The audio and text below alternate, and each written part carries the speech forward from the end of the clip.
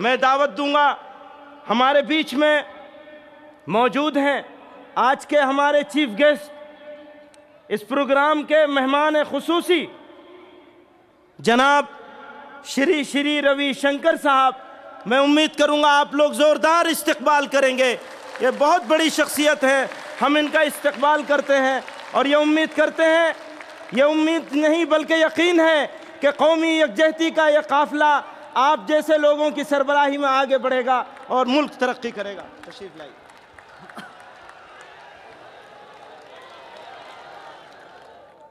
सलाम अलैकुम।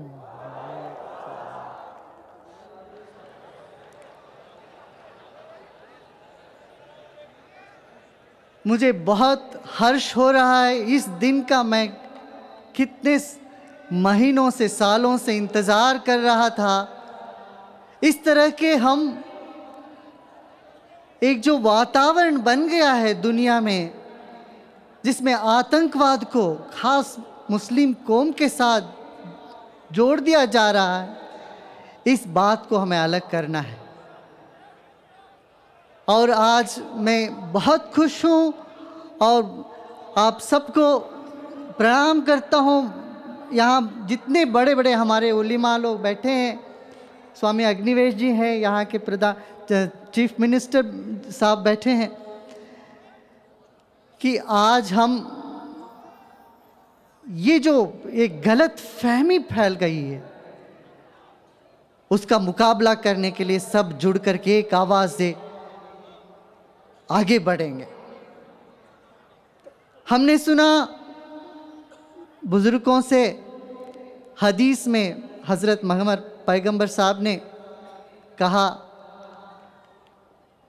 कि पूरब से मुझे ठंडी हवा आ रही है, पश्चिम से गर्म हवा आ रही है।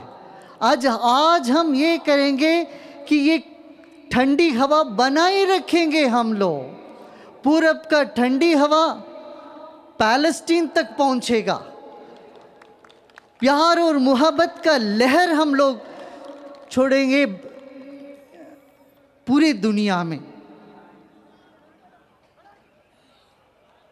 जब इराक एक बार कोई भी जाके आते हैं, वो चैन से सो नहीं सकेंगे। इतना दर्द उठता है किसी भी या दर्द न उठे तो वो इंसान नहीं है। 7 लाख महिलाएं विधवा हुई है। क्या कौम था, क्या एक शानदार शहर था, आज पूरा विनाश में हो गया। जब मैं गया वहाँ पर, मुझे कहा गया कि यहाँ बहुत बम फटकती रोज़, आप मत जाइए। मैं लंदन गया था, वहाँ तो लोगों ने हमको बोला आप जाओ मत इराक। मैंने कहा नहीं, मैं जाऊँगा। मैं ये मानने वाला हूँ वसुधैव कुटुंबकम, सारी दुनिया मेरा अपना परिवार है, सब मेरे अपने हैं। यहाँ मुहब्बत करने के लिए फुर्सत नहीं। कहाँ लोग दहशतगर्दी में लग गए, नफरत में लग गए।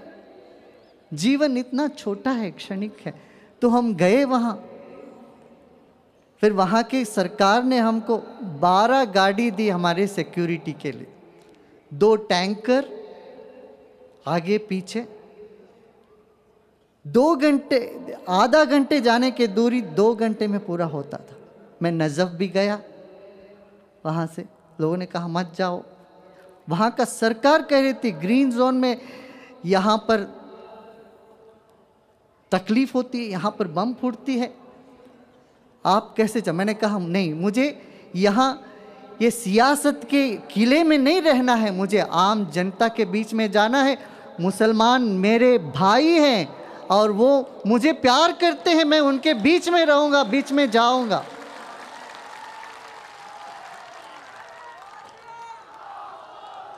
मैंने कहा मैं किसी की वफादारी पर शक बिल्कुल नहीं करूँगा, ताकि हम शक करेंगे तो वो हमारा कमज़ोरी है, उस व्यक्ति का नहीं है। हम गए, वहाँ के शिया काउंसिल के लोगों ने हमको ऐसे गले लगाए, बोले गुरुजी यहाँ से लोग तो भाग रहे हैं, ऐसे मौके पर आप यहां आए हो, ये आपका दूसरा घर है। गले लगाया हम। मैं गया वहां रेड जोन में, मैंने कहा मुझे कोई सिक्योरिटी की जरूरत नहीं है, ऊपर वाला है मेरे साथ। जैसे आपने बताया, ऊपर वाले से जो भरोसा रखता है, विश्वास करता है, उस एक नूर को अपना मानता है, उससे जुड़ जाता है, फिर हमारा देश का जो कहावत है, सत्यमेव जयते, सत्य का जीत जरूर होएगा। तो हम गए, वहाँ लोगों से बातचीत करी। हमने कहा भाई शिया सुन्नी एक हो जाओ, लड़ना नहीं हमें।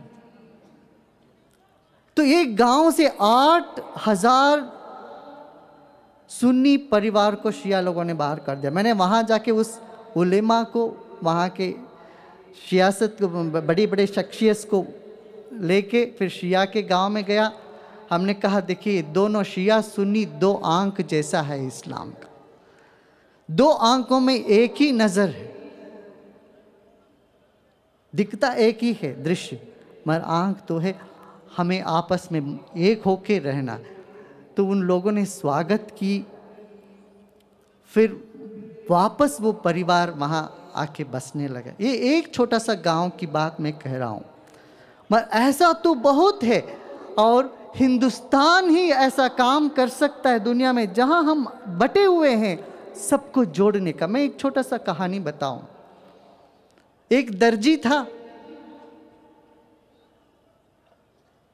उसका बहुत नाम था, लोग उनके पास जाते थे, सलाह मशूर करते थे, अपनी तकलीफ उसको बताते थे, वो कुछ सलाह देता था, देते थे, वो ठीक होता था, लोगों को अच्छा लगता था। एक काउंसलर समझे, उस दर्जी के पास एक युवक गया, कुछ संदेश दीजिए। उसने एक सुई उठाया, अपना टेबल से सिर पर लगाया, और कैंची दो था वो पाँव में लगा दिया, उसने पाँव के नीचे रख दिया। तो मैंने बोला संदेश दीजिए। मैंने कहा मैंने दे दिया। क्या? सुई को मैंने सिर पर लगाया, क्यों? सुई जोड़ता है, और कैंची काटती है, तो मैंने पाँव के नीचे लगाया। ऐसे दुनिया में हम करें, जो काटते हैं लोगों को उनको नीचे रखें, और जो जोड़ते हैं उनको सलामत करें, वो एक करें। हम सब एक हो जाएं, हिंदू, मुसलमान, क्रिस्त, बौद्ध, ईसाई, इस वतन सबका है। न केवल यह वतन, इस सारा संसार हमारा अपना है। तो मैं फिर यही अर्ज करूंगा, हम सब मिलके दहशतगर्दी वाले, चाहे किसी भी कौम के हों, किसी भी धर्म के हों, उनका तो वैसे मजहब कोई होता नहीं है, मगर अपने घर के क्यों ना हो, उनको हम अलग करें। इसको हम बर्दाश्त नहीं कर सकते, नहीं कर सकते, नहीं कर सकते। और हमारा मुल्क ऐसा मुल्क है, वो सबका सम्मान करने का मुल्क। जब कोलंबिया यूनिवर्सिटी में ईरान के राष्ट्रपति को दावत दी गई थी, जब वो ईरान के राष्ट्रपति गए, उनके स्वागत में जो वहाँ के कोलंबिया यूनिवर्सिटी के, न्यूयॉर्क के प्रेसिडेंट ने उनका स्वागत किया, वो स्वागत नहीं था, खूब उनको गाली दिया। इतना गाली सुनने के बाद ईरान के राष्ट्रपति खड़े होते हैं, बोलते हैं हमारा संस्कृति ये नहीं है, कोई मेहमान को बुलाओ और उनको गाली दो, उनको नीचे दिखाओ, ये हमारा संस्कृति नहीं है। उस एक बात से ईरान के जो राष्ट्रपति ने, जो पढ़े लिखे लोग थे, उनका दिल जीत लिया। तो हमारी संस्कृति ऐसी है, ईरान का है, भारत का भी ऐसी संस्कृति है। हम एक किसी को नीचे ऊपर नहीं दिखाने वाले संस्कृति। हम सब एक हैं, एक नूर के हैं, एक ईश्वर, एक खुदा के हैं। हम सब मिलजुल के रहें। अपने ही घर के व्यक्ति कोई गलत कर रहा हो, हम उनको पकड़ के दें, चाहे वो हिंदू।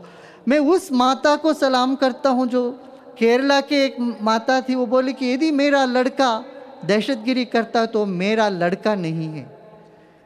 उन्होंने कहा कि ऐसी माताएं इस देश में हुई है, ऐसे उलेमाएं यहाँ पर मौजूद हैं, इनके मार्गदर्शन में हमारे युवक आगे चलें, बढ़े और एक सुंदर सपना देख के हमारे देश को मजबूत बनाने के लिए मैं आप सबको दिल से दोबारा धन्यवाद देता हूँ। मैं आपके साथ हूँ, मेरे दिल से सबको प्यार से नमन करता हूँ, सबको अपना प्यार से प्रणाम करता हूँ। उलेमा